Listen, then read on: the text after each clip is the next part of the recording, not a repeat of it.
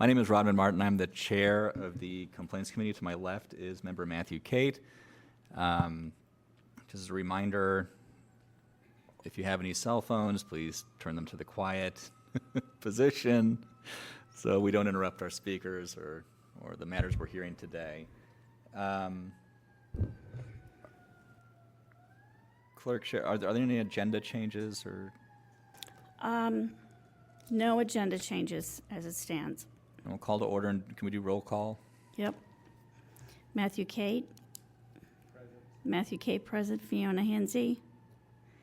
Fiona Hinsey not present. Chair Martin. Here. Chair Martin here. We have a quorum. Okay. Shall I read item number 2? Yes, please. Item number 2, public comment. Members of the public may address the committee on matters that are within the committee's jurisdiction but not on today's agenda.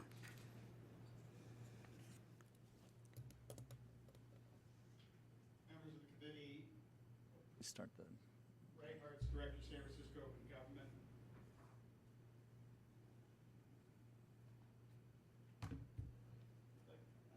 How do we get this to show up on the screen? Yeah, it's been Oh. problematic in the past. I think we'll see if we can. Well, there used to be a little button here. Yeah. There we go. There we There you go. All right.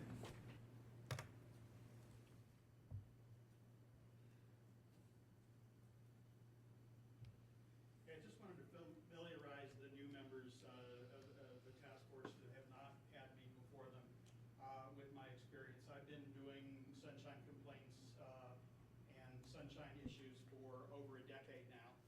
I have 36 orders of determination finding violations against various city elected officials, boards and commissions, so forth. And contrary to what some people would like you to believe, I'm not doing this for some sort of malign purpose. I've been accused in orally and in writing of harassing agencies and whatever. I am doing what the law says I can do. When I attend a public meeting and someone causes a problem with me making public comment, I know my rights under the Sunshine Ordinance, and I use the process that is legally provided. When I request public records from various organizations or city entities, and they give me a hard time in getting those, I do the same thing. And they take that as harassment because I simply will not accept when a public record request is turned in, they give me what they want to give me, and when I say that's not sufficient, they raise issues. As I was telling the clerk earlier, I had one case with the library, the first public records request that they dragged out over a 2-year period before they finally complied with it. We had to come back for several hearings before the task force and committees. I did 2 petitions to the city attorney's office, to the supervisor of records. Both of those were denied based on the idea that they were in the process of complying. But bottom line is they did not comply in accordance with the law. Now, one thing I'm going to mention, because it has become an issue, and this is from the Civil Grand Jury Report of 2010-2011. It says, because the Ethics Commission lack of enforcement, no city employee has been disciplined for failing to adhere to the Sunshine Ordinance. The Commission has allowed some city officials to ignore the rulings of the Sunshine Ordinance Task Force. And basically, that's the bottom line is the Ethics Commission has never enforced a single order sent to them by the task force. They made one attempt, mayor ignored them, and after that they did not. Now there's 2 reasons in my mind for that. One is, can I just very briefly? Yeah, very briefly. Yeah. One is that when they did try to enforce one, bottom line is they were ignored. And they have learned very quickly that it doesn't really matter what they have to say to the various agencies. They don't want to pay any attention. And the second reason is they are appointed by the very very bodies that appoint them to the Ethics Commission, which is, I don't know, seems like a pretty clear conflict of interest to me, but it is an explanation as to why they do or don't do what they don't do. Okay, thank you. Any other public comment? Seeing none, next item. Item number 3, approval of the April 23rd, 2019 and May 28th, 2019 Complaint Committee meeting minutes. Just to clarify, we're voting on April 23rd because we did not take a vote last meeting at the Right. complaint committee. Okay. So, So, who wants to move? I'll make a motion to approve the minutes. Okay, I'll second it. okay. April 23rd, 2019. Matter approved. Okay. And now we have the May minutes. May 28. Make a motion to approve the minutes. Chair Martin, second. And I'll second. Motion approved. Oh, Well, now let's for that now. Is there any public comment? No, okay. Thank you, Mr. Harts. Okay, Next items. please, next item. Item number 4, file number 19042, complaint filed by Ray Hartz against Norman Yee, President of the Board of Supervisors, for allegedly violating Administrative Code Section 6716 by failing to place his 150-word summary in meeting minutes. He specifically referred to the Board of Supervisors' April 30th, 2019 meeting. So are both parties here? The respondent is not here. They said they would not be making an appearance. The respondent said they will not be appearing? Correct. Okay. Mr. Harts, you have two items on the agenda. I'll leave it up to you if you want to put them together. I think there's some overlapping, just general issues, if you want to do them. I filed them separately Okay. because I wanted Okay. That's Okay. fair enough. So we'll hear item 4 first. Yes, please. A complainant has 5 minutes. Okay, so far, the task force has issued, I can't even remember now, is it 11 orders of determination saying that the sunshine ordinance says if you submit a 150-word summary of your public comment, that it will appear in the minutes. And they have ruled that in the minutes means in the body of the minutes. The city attorney and a whole bunch of other people have argued that an addendum or some other place of putting it is the same thing. The task force has ruled, no, it is not. If you look on, and excuse me today, I forgot, I walked out of the house without my glasses. If you look in your packet on,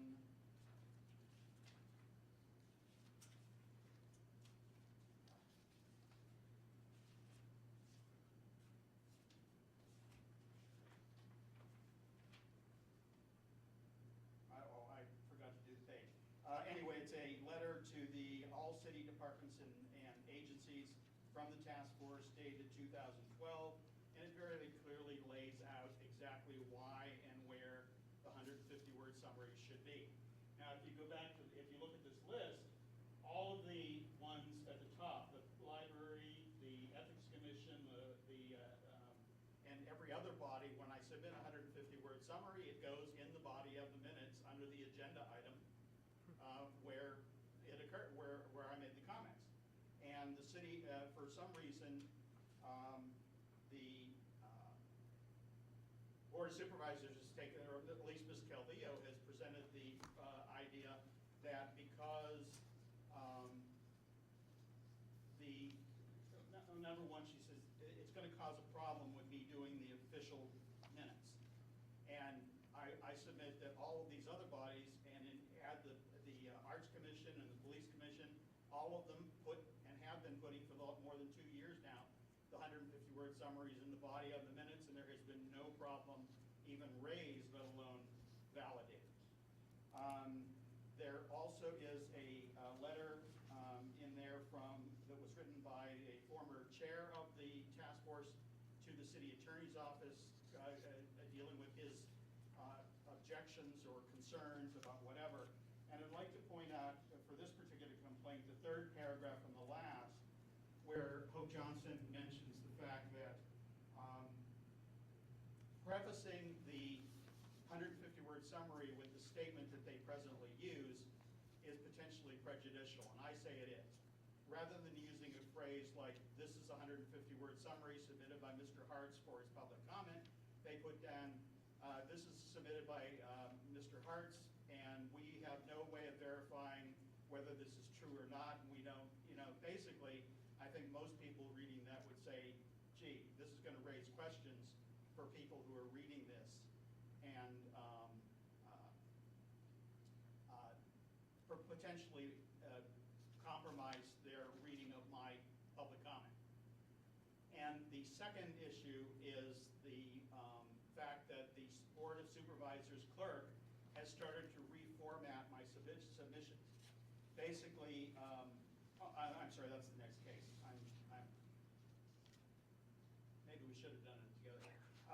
Really what I'm saying is the Board of Supervisors has taken the position, the reason they're not here today is that I'm just being annoying.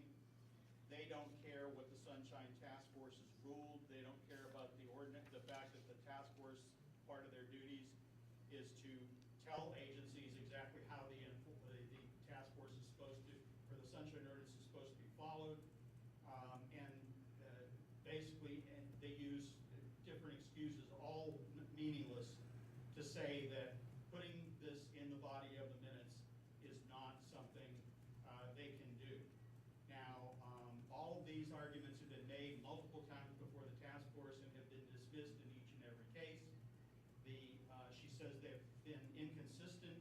What she's pointing to is a couple of cases where there were 6 members present and 5 voted to find a violation and 1 did not, which means they couldn't find a violation, but they did not find no violation. And then she also uses the fact that the Ethics Commission came out and said, we don't have to do this, and the bottom line is it doesn't matter if it's sunshine, they will always say no. They will always in favor of the city and against the plaintiff. So basically 2 issues. One is reformatting my submissions and still refusing to put them into the body of the minutes. Thank you, Mr. Hartz. Is there anyone to speak in support of the complainant? Seeing no one, is the respondent here? Respondent is not here. Is there anyone to speak in support of the respondent? Seeing no one.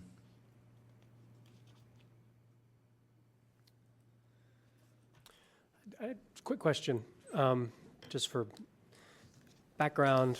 I mean, it's probably not as necessary for what we're doing here today, but just so I can be informed, that list that you had up there of the prior, where you had the different agencies, city attorney, I don't know if it was city attorney's office, but the list you just had up a second ago, where the Board of Supervisors was underlined, and then you had about half a dozen or so other cases. And it's the library, the city attorney's office, the Ethics Commission, they now put the summaries in line in the minutes If with. it's a border commission, the library puts them in the body of the minutes at the agenda item. The Ethics Commission does, and also the Police Commission, the Arts Commission, and the, drawing a blank here. Police Commission, Arts Commission, Rent Board. So basically, everybody else does it, has no problem with it, has never in any way said that is a problem, although that is something that the clerk of the board Right. said it conflicts somehow with her duties, although she's never said how. Do you know, just in terms of the agencies that do it and put the summaries in line with the particular agenda item, have they always done it that way? Did they do it that way as a result of orders of determination and complaints, or mix? This is something I haven't gotten an answer to, and the bottom line is they refused to do it even after the orders of determination until January of 2017. Then all of a sudden, everybody started putting them in the body of the minutes. And I asked the library for that, and the deputy city attorney said, well, they just got tired of you taking them to the task force. And I said, don't pull my leg. They did it because someone finally said to them, this is constitutionally protected political free speech, protected under the Brown Act and under the Sunshine Ordinance, and refusing to put it in where the law says, in the Sunshine Ordinance says it should be. Contradictory in my right. I think one thing that would be helpful, I mean, and just for because I know that, and when the time is right, I'll make a motion that we find jurisdiction and that we refer this to the task force, the full task force. I think that kind of background, especially since so many of the task force members are new, that will be helpful in terms of kind of fleshing out the violation. I mean, knowing who does what. I mean, I'm not asking you to compile a exhaustive list, but I know that that's something that we'll want to talk about, I'm sure, at the full task force meeting. Again, is the only holdout Ms. Calvillo?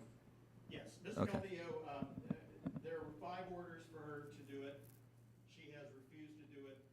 I mean, that's the substance of this complaint today. And this one is against the clerk, the president of the board of supervisors, because I don't know, and I've never gotten an answer as to whether she's doing this on her own in her duty capacity as clerk of the board, or whether she has been directed by the board of supervisors. And I have raised this matter before the board of supervisors and shown them the same list, and their response is just silence. Okay, so in the past, I mean, I see in the materials here, there's something from April 30, 2019. There's an adjournment notice, and then there's an addendum below the adjournment Right. notice. It's to your point, it's not within the body of the minutes, but has this been a change from what they used to do? Did it used to be like an attachment? No, this is their argument has always been basically that we can put it as an attachment or an addendum or a footnote or whatever, anywhere but where the law says, which is in the minutes. And their interpretation, they go, well, that's the same thing. And I'm going, well, if it was the same thing, we wouldn't be fighting over it. Yeah, I mean, it's interesting. I mean, because the minutes include a notice of adjournment. The adjournment's in the minutes.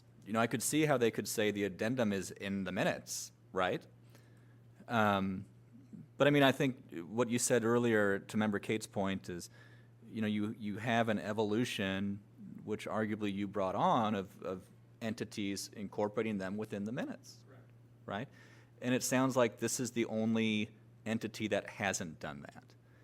Is that correct? Okay. And it's gotten to the Okay. point, like today, where they don't even bother to show up. We're not going to come because we've Right. already. Right. Right. And we've issued, it looks like at least 5 orders of determination on this very issue. I mean, I think the other thing, Mr.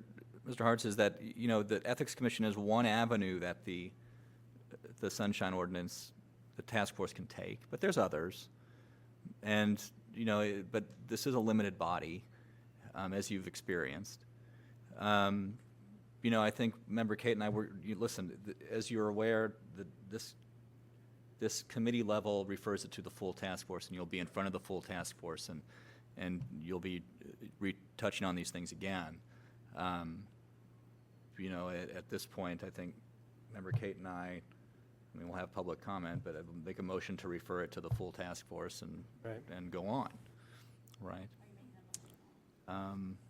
What? One thing that I would want to add to that is to, just in terms of the motion and is, I don't know I forget how we do this. I guess when we refer something to the task force, it just kind of basically is the call of the chair, but I would, and I know we always reach out to the respondent in these and encourage them, or demand, I guess, that they show up, but be really, really disappointing if the respondent doesn't show up at the task force.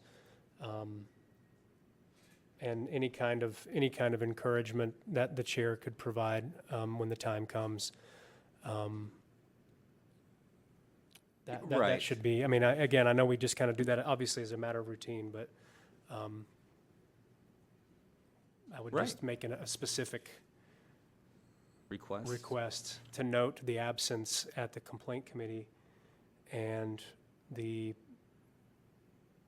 Because I think it's also, and Mr. Arce, correct me if I'm wrong, it's at this point the lack of engagement, where they're not even explaining, it'd be one thing if they said, listen, it's a formatting issue, we got to change the software for the minutes, or if they had something to tell you, but it doesn't sound like they're saying, listen, we got this piece of paper from the Ethics Commission, we don't have to change anything, we're just going to keep doing it the way we're doing it. They have repeatedly come with those exact explanations. The task force said, no, we don't accept that, found a violation.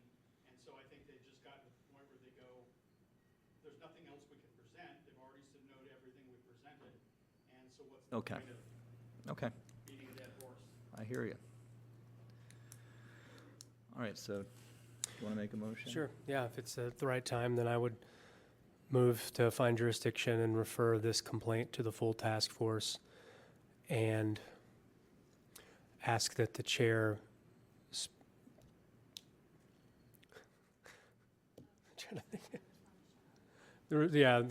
specifically request that the respondent appear, noting the failure to appear at the committee level. A little wordy, but there we have it. I'll second it. Is there any public comment about the motion? Seeing none, public comment is closed.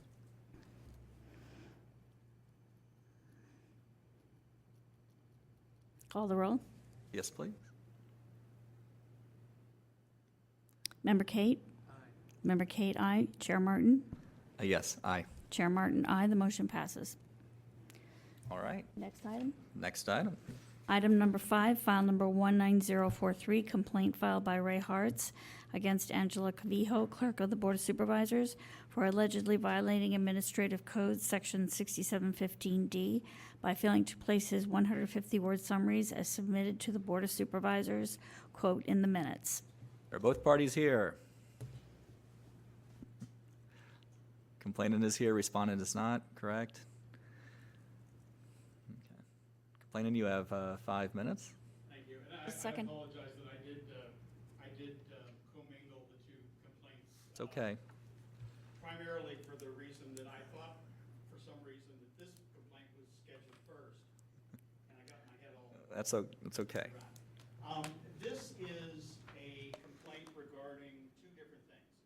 Number one, the ordinance says that basically they cannot abridge or otherwise compromise a public comment at public meetings. And if you notice the item that I turned in, where it says know your rights under the Sunshine Ordinance, that admonition is printed on each and every copy of every agenda, so forth. That is how I turned it in. That's exact copy. Now, Ms. Calvillo, if you look at the way she has put it in the addendum, basically she has taken out all the paragraphs. And there are 3 more complaints that are coming down the pike that are like this, where she has not only done this, but she has taken out capitalization, she has removed underlining, she has, just basically said, I'm going to put this in a way that it's going to look like a footnote to the minutes, hoping that it will cause some people not to notice them. And I think that is intentional. And the second issue is the preface, where if you look at the addendum, it says the following is presented, and it goes on to say it's not generated by or subject to approval or verification of accuracy. And I think anybody who reads that is probably going to say, oh, the Board of Supervisors, this is a disclaimer. And they're specifically talking about truth and accuracy. So they are setting me up for anybody who might read my comments to begin with doubt. And I've raised this issue repeatedly over the years. This is constitutionally protected political free speech. It's in a political forum. It's protected not only by the Constitution, but by the Brown Act and by the Sunshine Ordinance. And any changes that they make to it are compromises. They're abridgments. And that's what the law says. You can't abridge it. And they do not like my public comments. I talk about things they do not want talked about. I raise issues they do not want raised. And when I did this, I spent years going to public meetings, particularly the Library Commission, where I would make public comments, and the minutes would be contrary to what I said. They'd be the opposite. In fact, when I started doing the 150-word summaries, some of my summaries would go into their approval of the minutes saying, you're approving minutes which are wrong. And I've said they're wrong, and you've ignored that. And that's what they do. If a member of the Library Commission says something's incorrect, they will change it. If a member of the public, and not just me, any member of the public, says that isn't what I said, they will ignore them and simply approve the minutes as they're written. So more than a decade of the clerk of the board refusing to put the 150-word summaries in the minutes as every other body does, and combine that with them putting this, what I say is a prejudicial statement. In fact, that was what I was mentioning earlier, the letter from Hope Johnson to the city attorney, basically in the third paragraph from the end saying that this could be taken as a restriction on public comment by making a statement which would throw doubt on that person's statements. And as I said, there are 3 other complaints that I have filed that are exactly like this. And it has gotten, every time it has gotten worse. Not only has she reformatted each of my submissions, she started to take out underlining, she started to take out capitalized letters. I think the next stage was she's going to take out all the punctuation, so it's just a long line of words. And you may think I'm saying that facetiously, but after 10 years, that's pretty much how I feel. Thank you, Mr. Hart. Is there anyone wish to comment in support of the complainant? Seeing none, respondent is not here, is that correct? That is correct. Okay. Anyone here in support of the respondent? Okay. Member Kate, you have anything to add to this? No, I think this is relatively straightforward. And I think in terms of what we're doing today, that there's clear basis for jurisdiction. And so I would move, and again, of course, with the frustration, the disappointment, and the lack of appearance by the respondent, I would make a motion in the same form as the prior motion, to find jurisdiction to refer to the task force, with a request that when the chair calls it, that the chair does so with the admonition, or whatever you want to call it, that the respondent appear, noting the respondent's failure to appear at the complaint level, committee level. That's the motion.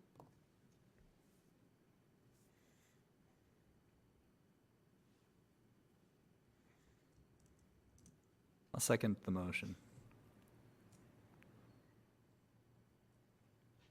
Shall I call the roll?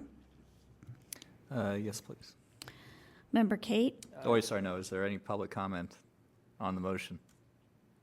Almost. Okay, don't see any. Okay. Still voting, so it wasn't. Go ahead, member. Sorry, Cheryl, go ahead. That's okay. Member Kate? Aye. Member Kate, aye. Chair Martin? Aye. Chair Martin, aye. The motion passes. This will be both matters will be referred to the task force with the request that the respondent make an appearance before the task force. And Mr. Hartz, I will get it on calendar as soon as possible. Mr. Hartz, thank you for being prepared today and for sitting and waiting with us. As we go forward, there are people on the task force who have been around while these other ones have gone on. I'm sure they'll be interested to get the update. It sounds very frustrating, so good luck, and we'll let you know when, if briefly. I wanted to just address your comment earlier about other avenues. I believe that any citizen of San Francisco should be able to go to a public meeting and make public comment without interference, that should be appropriately noted in the minutes of the meeting, and that anybody making requests for public records should have those complied with in accordance with the law. And yes, I realize there are other avenues. I have filed complaints directly with the Ethics Commission, and it's the same result. They will simply refuse to hear them on any grounds.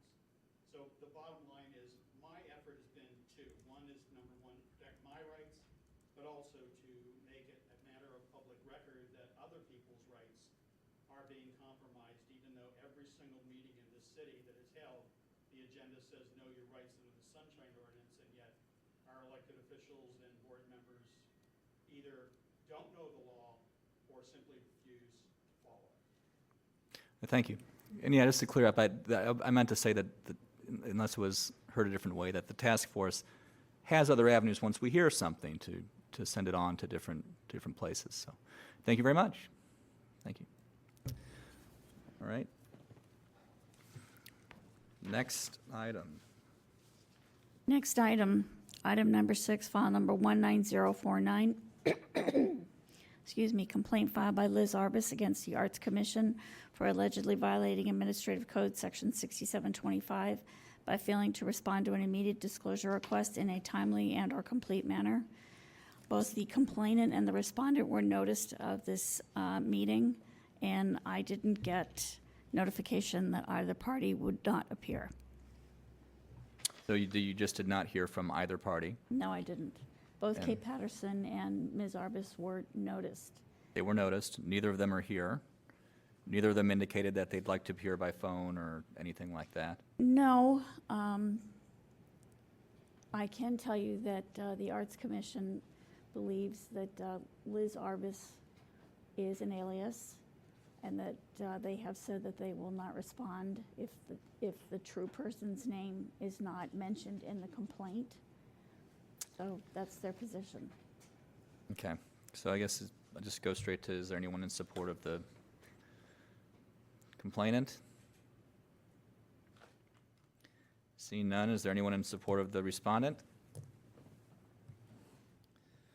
Seeing none, Member Kate, what do you think? I mean, our task today is to see if we've got jurisdiction. I mean, the complaint and the response are very straightforward. The issue is very straightforward, and I think there is jurisdiction. I mean, setting aside the lack of any kind of communication from the complainant's side, which isn't to be ignored, but the lack of any communication from the respondent's side is a little bit more frustrating. Even understanding what their position is and what their basis is, I'm not sure that I agree with their right or their argument. But anyway, I don't think we need them here today, which is, they should have been. It'd be great. But I think we've got jurisdiction over this complaint.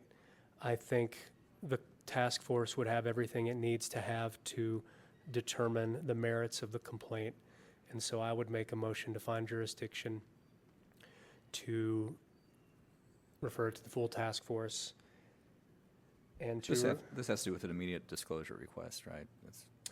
I mean, you know, the issues that are coming up, I mean, obviously it's immediate disclosure requests. The issue is basically one that we were sort of discussing, I think, in connection with our rules or bylaws processes about anonymous complainants. Okay. Or pseudonymous, you know, people using other names, and whether that's, I mean, there's the one thing about whether that's a process we want to follow. It's another thing to talk about whether that's something that the ordinance allows. I look forward to studying it a little bit more myself. I tend to think that it's, again, getting into the merits here, I tend to think that probably you could use, but I don't know. I don't know what the rules are, so I'd have to look into it. I think the rule is if you don't want to appear in person, you use anonymous, Right. and then you can appear by phone. So, I mean, we've had other people appear by phone, so that shouldn't be an issue. Right.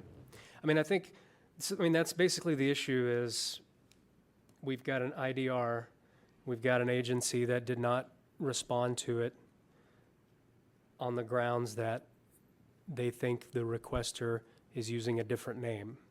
Okay. You can set aside the one issue is, well, if they think they know who it is.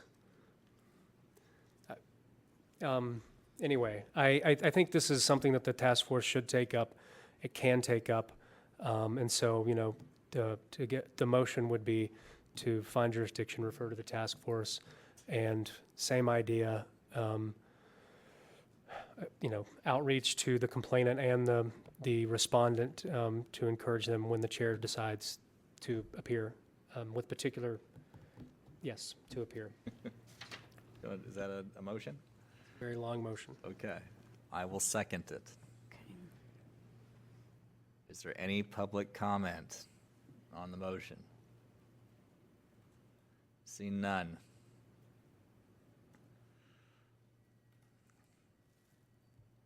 Member Kate? Aye. Member Kate, aye. Chair Martin? Aye. Chair Martin, aye. The motion passes. Okay. Next item? It's like adjournment. Correct. It's adjournment. Item number Move to 7. adjourn. Seconded. Any 6:10. Record. I don't know. Everybody's going to comment. All right.